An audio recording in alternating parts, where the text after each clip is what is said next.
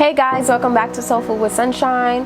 Thank you again for tuning into this channel. Thank you for clicking on my face again and per usual, listen to what I have to say. If you see me looking at my phone, you already know what that means. Your girl don't got the best of memories, so we're gonna go into this topic. I do hope it blesses you guys as much as it blessed me. Our scripture will be taken from Matthew 16. That is the chapter that we are focusing on today. Obviously, I'm not going to be covering all of the verses, the entire chapter. However, on your own free time, you can go ahead and read, which I recommend everyone to do. And always when you read, ask the Holy Spirit for clarity, ask him for revelation, ask him for wisdom, for knowledge.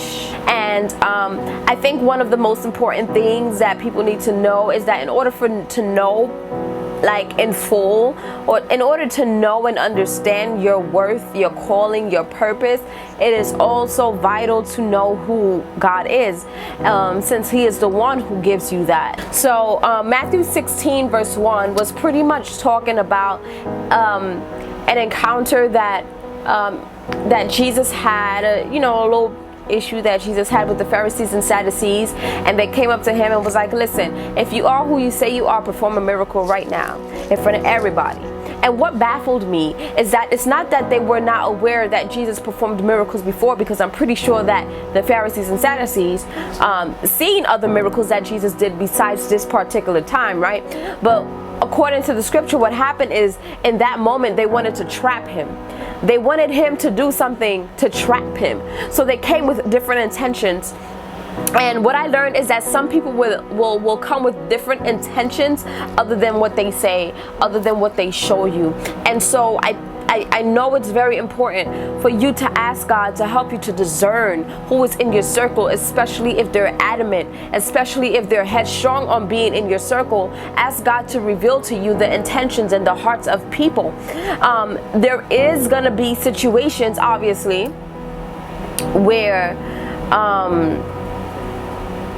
those people have to be in your circle for whatever reason. For example, when Jesus was here on earth and he walked on this earth, Judas was in his circle. And it's not that Jesus didn't know who he was, but it was all part of God's plan. So there are some people who may be in your workplace. There are some people who's going to be in your environment that like they need to be there.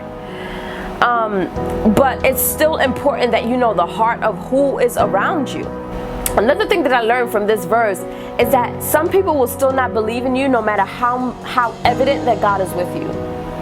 They will not believe in the vision. They will not believe in the dream. They will not believe in the purpose. They will not believe in the ministry. They will not believe in the calling. No matter how evident God is with you, no matter how evident the miracles are, the blessings are, they still will force themselves not to believe it because they feel like they're more qualified, that they're more worthy to receive what it is that you have. So protect your space, know who's in your space, and know their intentions. While reading this, I realized like, man, sometimes life can be so overwhelming. There are days when you probably do not want to continue because the pressure is on every side.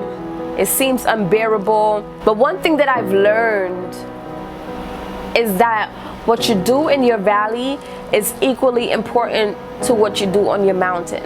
What you do when you're alone, when you have no supporters, is equally important to when you are surrounded by a bunch of people who finally believes in you.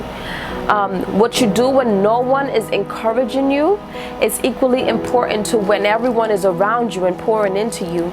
So every season of your life, there are going to be seasons where it's not always going to be as great, but every season is important. Every season is not going to be full of joy and just pure happiness every day. But it's equally important because every season teaches you something that you need for your next season. What you declare in this time, I just want to say this before we even get started into our real topic, is what you declare in this time can determine what steps you take, whether forward or whether backwards. You know, and like I said, I know how hard it is, especially now. Everything seems uncertain, but one thing is certain is that God is still God. And because he is still God, that means his plans will forever stay the same. Man's plans will always change, but God's plans is forever. This particular scripture, what was happening here, a lot of people pretty much know about this. There are some people who don't. There's some people who do. If you do, if you don't, still read it again. This was where Jesus asked the disciples, who do people say that I am? Right? This was the situation that was happening here. As we know, Peter was one of the disciples that we know that in his own way was zealous for Christ, zealous for the ministry of Christ, zealous for the will of God. At some point, we see Jesus questioning not just the same Peter that followed him, that was there with him, but his entire disciples. His disciples, he asked them, who do people say that I am? Who do they say that I am? And I think it was so important in this time to ask that, because before Jesus asked that, they just encountered Pharisees and Sadducees who had their own way of thinking. They were all like, they was there. The Pharisees and Sadducees were always in their way, right? But I think it was very vital in this time to ask that, because they were always coming against, these Pharisees and Sadducees was always coming against Jesus and his ministry and the gospel. So Jesus wanted to make sure that their mind was there. Man, sometimes it's easy to hold on to the words of people, especially if you view that specific person as someone of stature, someone of honor, someone who is respectable. It's easy to hold on, to grab onto the words of people and to live by the words of people, especially if you feel like their words are of value. But not everything spoken and not everything said is of good substance, right?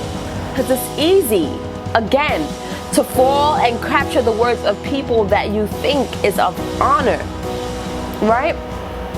And Jesus and his disciples always encountered Pharisees and Sadducees, like I said, along the way. They didn't just meet them, but they encountered their backwards mindset. And their mindset was so backwards that they were not willing to learn. They were not willing to unlearn, to learn. They had a way of thinking that they were not willing to drop. And so the disciples, Jesus and all of them encountered that continuously, right? So imagine if you're not strong enough, in the faith and everything, and you're just encountering these people back and forth every day, if you're not strong enough, it's very easy to stray away from the truth, especially if that's a way in which you were brought up. And majority of disciples were brought up in that way. So it was very vital for Jesus to ask this question. And I see why it was so necessary for Jesus to ask Peter, who do you see me as? Jesus asked the disciples, who do they say that I am? Who do people, hear this now, who do people say that the Son of Man is? Who do people, what do people say about me? And I find it so interesting that Jesus will start off by asking them, what do others see me as? And they did have an answer to that question, what people or who people see Christ as. But then Jesus followed up with another question. Who do you see me as? Since you are aware of what others call me, what do you call me? Now that you are aware of their perception, now that you are aware of their idea, what is yours? What is yours? They said, people say that you are Elijah, people say you are John the Baptist, people say this, people say that.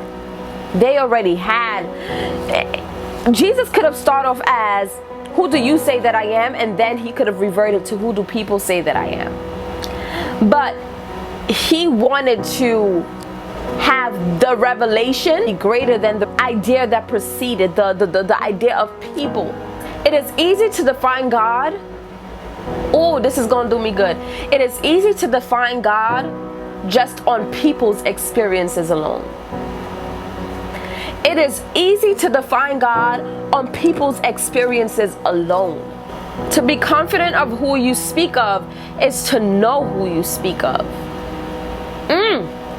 To be confident of who you speak of is to know who you speak of. To be confident that God is a supplier is to experience him as a supplier. You speak out of confidence when you have experienced it yourself. Amen. Even though it is easy to define God just on others' experiences alone, we ought not to miss how he is also being something and someone to us. Our relationship with God should never be measured on or by someone else's relationship with God. The relationship that Jackie has with God should not be your measurement on the relationship you have with God. You spend time with God. You seek God. You search for God. And you will find him. I realize that no matter how long you are with someone, you could still not know them. Right? And it is so important to not just hear of God, but to know him for ourselves. We don't want to, and I always say this, we don't want to just hear. We don't want to just hear. We want to experience. So a lot of people will say, how do I receive a revelation? How do I receive a revelation of who God is? To receive a revelation of who God is to read and to study his word. It starts there. Peter was able to receive a revelation because he was in the midst of the word. And we know the word was and is rather Jesus, the Christ, Yeshua, the Messiah. Right? He was in the midst of the word. He walked with the word. He talked with the word. You know, he ate with the word. He was in the midst of the word, the living word at that. And so the living word was Christ himself. Jesus lived, breathed the word of God, and because of that, revelation was literally accessible at the disciples' fingertips. I wonder if they even noticed that. How accessible revelation was because the word was evident, because the word was in their midst. So where there is the word of God, revelation is there. Where there is the word of God, revelation ought to be there. For us, since Jesus is not physically there, the Holy Spirit reveals a different level of clarity on the word of God. Right? So the same spirit that raised Jesus from death now abides and lives in us who believes that Jesus is the Christ. What I realized after Peter verbalized the revelation that was downloaded in his spirit, Jesus said this, listen, I will give you the keys of the kingdom of heaven. What you prohibit on earth will be prohibited in heaven, and what you permit on earth will be permitted in heaven. After the revelation was released, the blessing came. There are some revelations that God downloads in your spirit, some prophetic decrees that God downloads in your spirit that you ought to verbalize, that you ought to speak out and to declare it, to access that which is yours. Y'all, guys, godly revelation is truthful revelations. That what you need, and true godly revelations is what you need for the next step in your life. His words is what you need for the next step in your life. And this next step, declare to situations who God is. Don't let sickness deceive you in believing that God cannot heal. Don't let temporary lack deceive you in believing that God cannot or will not provide. Speak the godly revelation. Speak the truth that God is a healer, that God is a provider, that God is a supplier, that God is the light, that God is salvation, that God is the way, that God is the truth. Speak to your situations, because your God is bigger than what you are facing. Your God is bigger than what you are encountering. And once we realize who our God is, He reveals the truth of who we are in Him. Because after Peter was able to release that revelation of who Christ was, Jesus changed His name to Peter, Rock. His initial name was Simon.